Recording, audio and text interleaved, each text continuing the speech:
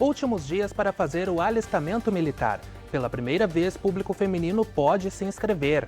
Banda Municipal de Porto Alegre completa 100 anos. Celebração será feita neste fim de semana.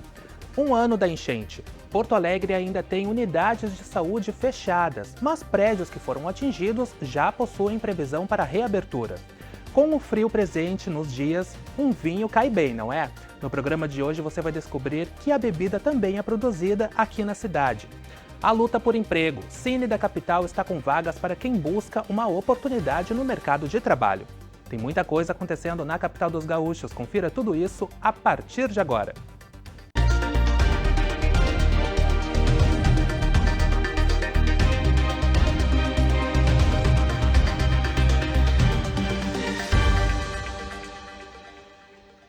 Olá, é muito bom estar na sua companhia mais uma vez.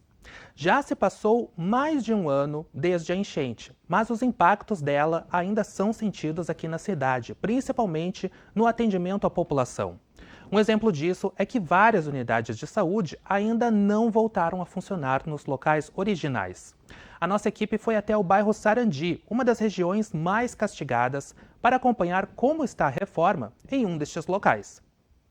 Nós estamos aqui na Unidade de Saúde Nova Brasília, no bairro Sarandi, que foi um dos 25 locais atingidos pela enchente do ano passado. De lá para cá, muita coisa foi feita e para entender como é que está a situação dessas unidades que foram afetadas pela cheia, eu converso agora com a Vânia Frantes, que é diretora de Atenção Primária à Saúde aqui do município de Porto Alegre. Olá, Vânia.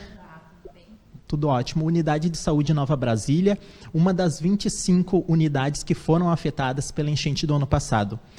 Neste momento, ela está passando por uma reforma. Como é que está a situação de todos esses locais aí que foram atingidos de alguma forma pela catástrofe natural de 2024? Bom, nesse momento nós estamos em plenas obras em 9 unidades de saúde. Só que no bairro Sarandi são 4 unidades que foram totalmente alagadas. Essa é uma unidade, por exemplo, que ela teve água à altura de 1,90 m, né? Então, ela ficou realmente submersa por quase 30 dias. Então, muita coisa precisou ser feita aqui, como vocês podem ver, é uma obra de grande porte, assim como em todas as demais aqui da região e também do bairro Maitá e também das ilhas, né? São áreas onde foram realmente as unidades bastante destruídas. Inclusive, uma das nossas unidades, ela exigiu ser demolida, né, porque afetou a estrutura da unidade. Então, nesse momento, são 9 unidades que estamos a pleno vapor aí, pressionando, né, os nossos trabalhadores para que as entregas aconteçam dentro do prazo previsto, para que a gente possa retornar os atendimentos dos locais alternativos para dentro das unidades já tradicionalmente nos bairros. Importante destacar, Vânia, que apesar das unidades terem sido atingidas, as pessoas que recebiam acompanhamento, eram atendidas nesses locais, aí foram remanejadas para outras estruturas. Eu tenho a tranquilidade de dizer, né, que o Sistema Único de Saúde aqui em Porto Alegre, ele prestou atendimento desde o primeiro dia. Então, mesmo no momento em que as famílias saíram dos bairros afetados e foram alocadas em abrigos temporários, as unidades de saúde já deslocaram os seus trabalhadores, montamos pequenos espaços, né, de saúde nesses abrigos, ou quando a gente não ficava lá permanentemente, nós passávamos uma vez ao dia, ou às vezes dia sim, dia não, para fazer o atendimento da população que lá estava. E hoje, todas as unidades, elas têm estruturas alternativas, que elas vão desde um espaço numa igreja, um espaço numa associação comunitária, uma locação de estruturas, né, tipo essas estruturas de evento, como essa unidade nesse momento está funcionando numa estrutura dessas aqui na Praça Lampadosa, e vários apoios, né, nós já estivemos em CTG, já estivemos com muitas carretas de saúde que foram cedidas por vários espaços do Brasil inteiro e que possibilitaram a gente manter o atendimento junto às comunidades durante todo esse período. Em relação às verbas, o dinheiro que está sendo utilizado nessas reformas é do município? Vocês receberam incentivos por parte do governo estadual, Vânia, do governo federal? As primeiras reformas que nós fizemos com dinheiro exclusivamente municipal, né? Depois, quando a gente conseguiu ir aprovando junto ao Ministério da Saúde houve, como essa unidade aqui, veio um valor em torno de aproximadamente R$900 mil para fazer essa reforma.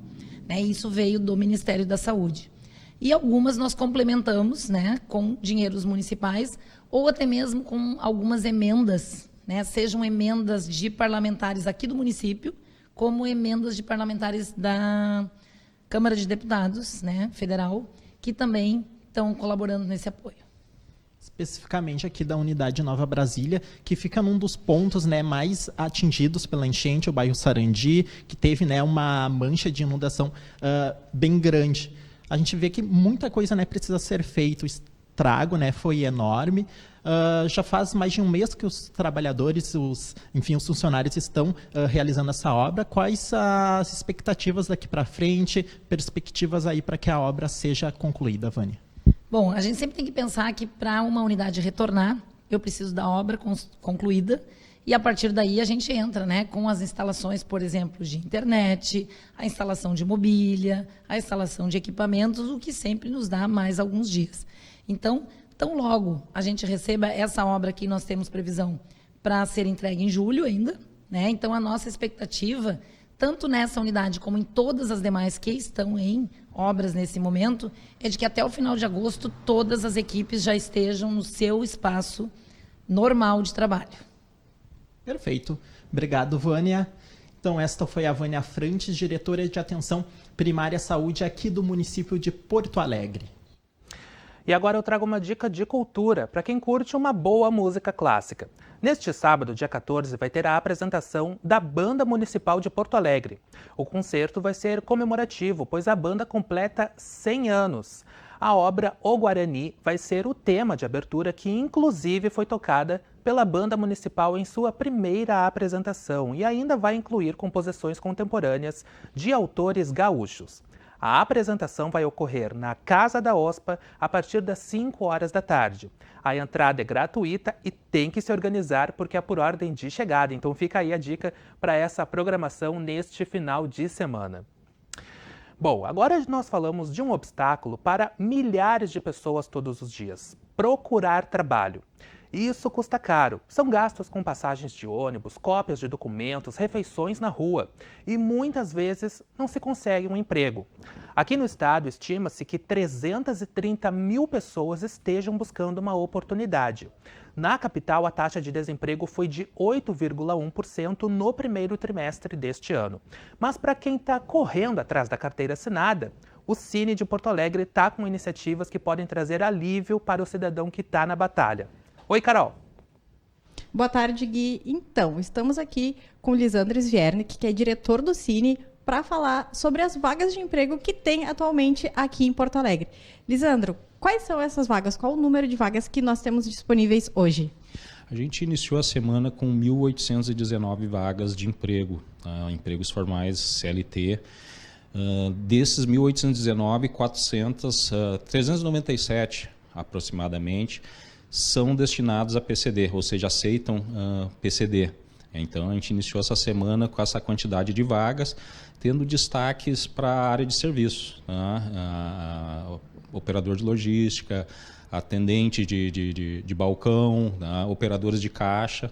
Então, essas são as principais vagas que tem. A área da construção civil também é uma área que está demandando pintor, pedreiro. Tem uma grande quantidade de procura pelas empresas por esses profissionais. E, Lisandro, quem quiser vir, né, fazer a procura por essas vagas, tem que ir até onde, em qual endereço, qual documentação tem que ter em mãos? Hoje o Cine está descentralizado em função da sede ter sido afetada pelas enchentes. Em breve teremos uma nova sede aqui no centro. Mas atualmente ele está distribuindo em 5 subprefeituras. A subprefeitura Restinga, a subprefeitura Cruzeiro, Humaitá, Norte e Nordeste. Além de um atendente que fica dentro da Secretaria de Desenvolvimento Humano, que fica ali na João Pessoa. O pessoal vai com a carteira de identidade, lá vai passar os dados, as suas experiências profissionais, será feito um cadastro. Se o cadastro do interessado for compatível com a vaga, gera uma carta de recomendação. Essa carta de recomendação ele vai até a empresa que está necessitando do profissional e faz a entrevista. É assim que funciona. Existe a possibilidade de forma digital através da carteira de trabalho digital. Você tem lá vagas de emprego dentro da carteira e ali você pode fazer a sua inscrição e ver as vagas que tem com o seu perfil, já gerar a própria carta você mesmo. Então, presencialmente, através do Cine, é feita um cadastro para depois ter esta carta de recomendação conforme perfil, e aí a pessoa vai até a empresa, então, para fazer a entrevista diretamente na empresa? É isso mesmo. A gente faz a intermediação. Um profissional interessado e a empresa que tem um interesse nele. Se o perfil fecha com a solicitação, a gente gera essa carta de recomendação para que possa ser feita a entrevista. E, Lisandra, a gente estava conversando aqui também mais cedo sobre os dados do CAGED, né? Tu me falaste que fechou o mês de abril, né, com saldo positivo, e muitas dessas vagas foram ocupadas por mulheres.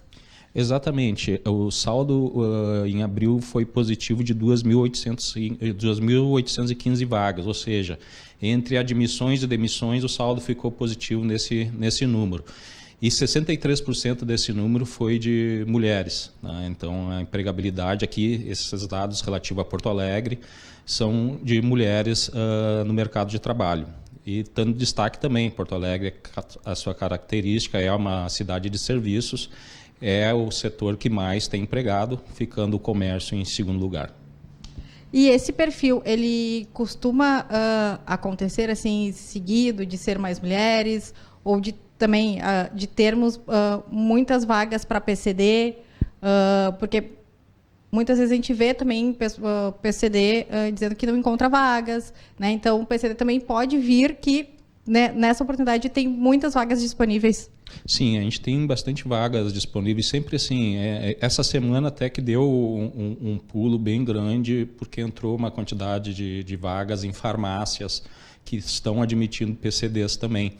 Então, mas a média em si é em torno de 130, 150, 170, sempre tem essas vagas para PCD. Então, geralmente tem. Então, e o perfil que você perguntou anteriormente, das mulheres, é algo que a gente está notando esse ano, né? Que a gente vem notando que é o perfil que tem dominado nas admissões. Então tá, Lisandro, agradeço, muito obrigada pela entrevista, pelos esclarecimentos. Quem quiser, então, procurar um emprego, está precisando ou quer trocar, só ir até uma das agências do Cine. É isso aí. E olha só, seguem até o dia 30 de junho as inscrições para o alistamento militar. E este ano tem uma novidade. Pela primeira vez será permitido o alistamento do público feminino. O processo pode ser feito de forma online ou presencial na Junta de Serviço Militar, que aqui em Porto Alegre fica localizado na Avenida Ipiranga, número 1200, no bairro Azenha. Podem se inscrever, se alistar homens e mulheres que completam 18 anos em 2025, até mesmo nesse site que vai aparecer aqui na tela. Para participar, é necessária certidão de nascimento ou prova de naturalização, comprovante de residência e documento oficial com foto. Em todo o Brasil, até este momento, mais de 27 mil mulheres já se inscreveram para integrar o serviço militar. E olha só, com esse friozinho, muita gente apela para um bom vinho, não é mesmo? Pois você sabia que aqui em Porto Alegre também se faz vinho? Pois é, a Vanessa e o André foram até a Zona Sul de Porto Alegre para conhecer a história de um dentista apaixonado por vinho e por esportes aquáticos. E o que ele fez de tudo isso? Criou uma microvinícola e deu a ela o nome de Cave Poseidon. Por onde tu anda, Vanessa? Sabia que não precisa ir muito longe para degustar um bom vinho? Pois é, Porto Alegre também conta com excelentes vinícolas. Hoje eu vou te levar para conhecer vinhos produzidos no ambiente urbano, riquíssimos em aroma, sabor, estilos e histórias que cada garrafa conta. Quer saber por onde eu ando? Vem com a gente conhecer a microvinícola Poseidon. Muitas vezes a gente não se dá conta de todo o processo, de toda a jornada que a uva faz até se transformar numa garrafa como essas. E para tentar te explicar como que se faz o vinho, eu vou conversar agora com quem entende do assunto, o Carlo, que além de ser proprietário aqui da microvinícola Poseidon, também está se formando em enologia. Então, Carlo, conta pra gente como que é feito o vinho, como é que funciona? São vários processos, né? O vinho, ele começa no vinhedo, ele começa com o cultivo da uva, que é uma parte muito importante. Toda a qualidade ela está atrelada à qualidade da fruta que chega até nós. Então a gente tem que ter todo esse acompanhamento do cultivo da uva, mas depois a nossa parte aqui começa quando a uva é colhida. Assim que as uvas chegam, a gente já começa um processo que a gente chama de desengace. Desengace é tirar as bagas do galinho, né, do cacho. A gente faz esse processo de recepção aqui em cima, né, no segundo andar, para que elas caiam por gravidade através de uma passagem que a gente tem aqui no teto. Então, uma mangueira passa por essa passagem e as uvas caem por gravidade em fermentadores que ficam aqui nesse espaço, onde ocorre a primeira fermentação das uvas. Então, já que o nome do programa é Por Onde Eu Ando, Carlo, vou te convidar para nos levar para andar um pouquinho aqui pela sua cave, para que a gente possa entender. Aqui atrás do André, vou pedir para o André mostrar para vocês os barris, aqueles clássicos, né, de vinícolas. Então mostra pra gente, conta pra gente, Carlo, como é que funciona o vinho armazenado aqui, para que servem esses barris aqui, antes de tudo, como é que é o nome disso daqui? O nome correto e mais utilizado são barricas, né? São barricas de 225 litros, barricas do tipo bordalesas, que se chamam, né, em referência a Bordeaux, na França, dos quais, desde 2 séculos atrás ou mais, se utilizam, né? São feitas de carvalho, pode ser carvalho francês, pode ser carvalho americano. Nós temos as 2 espécies de carvalho aqui, mas existem outras, eslovenos, austríacos, enfim. Cada madeira da qual a barrica é feita aporta uma diferente característica no vinho. Então a madeira ela é necessária porque ela é porosa, e essa porosidade ela faz com que o vinho seja amaciado durante esse período de amadurecimento. A gente está aqui a 2, 3 metros de profundidade, então a gente tem uma estabilidade de temperatura muito interessante aqui, no que era a garagem dessa casa de 1939. É uma casa emblemática aqui do bairro, histórica, foi tombada recentemente. Então, é um local bom para se fazer e armazenar vinhos. Então eu vou te convidar, Carlo, para a gente mostrar a fachada da casa, porque além de ter toda essa magia que eu estava contando para vocês, de estarmos numa cave, a gente consegue perceber aqui, é como se fosse um espaço subterrâneo para armazenar então o vinho numa temperatura agradável para as condições dele, mas a gente está num ambiente repleto de histórias. Vou convidar o Carlo para nos mostrar a fachada agora desse prédio, vamos lá? Vamos. A própria fachada do prédio que abriga, então, logo ali abaixo, a microvinícola Poseidon, já é um ambiente cheio de história. O Carlo vai nos contar um pouquinho sobre essa casa, né, repleta de história. Não tem como falar outra palavra, né? É uma casa antiga, é uma das primeiras casas aqui do bairro, Vila Assunção. Esse bairro que foi loteado em 1937. Era uma chácara ainda, antes, né, de um senhor chamado Assunção, justamente. É uma casa bastante bonita, né, arquitetonicamente. Uma casa que hoje, para abrigar uma vinícola, ela se presta bastante bem. Então é um passeio completo, porque além de poder degustar um vinho maravilhoso, tanto no aroma quanto no sabor, a pessoa também sai daqui rica em história.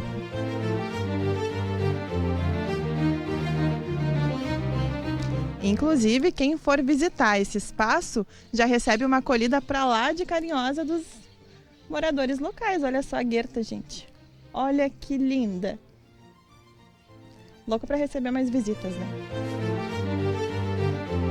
Agora que você já conhece esse local rico em história e com excelentes vinhos para degustar, já sabe. Quando estiver passeando aqui pela Vila Assunção, que tal vir conhecer a microvinícola Poseidon? Hoje nós ficamos por aqui, mas na próxima edição eu te conto outro lugar por onde eu ando. Até lá!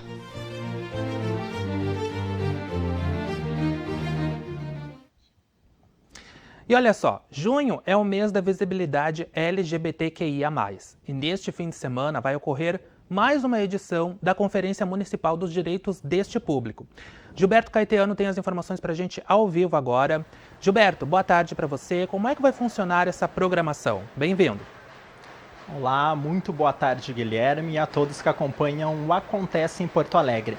Bom, Guilherme, eu deveria conversar agora com a coordenadora de diversidade e gênero da Prefeitura de Porto Alegre, a Maria Odete Bento, que está responsável aí pela organização do evento, mas infelizmente ela não chegou a tempo de entrar ao vivo agora conosco.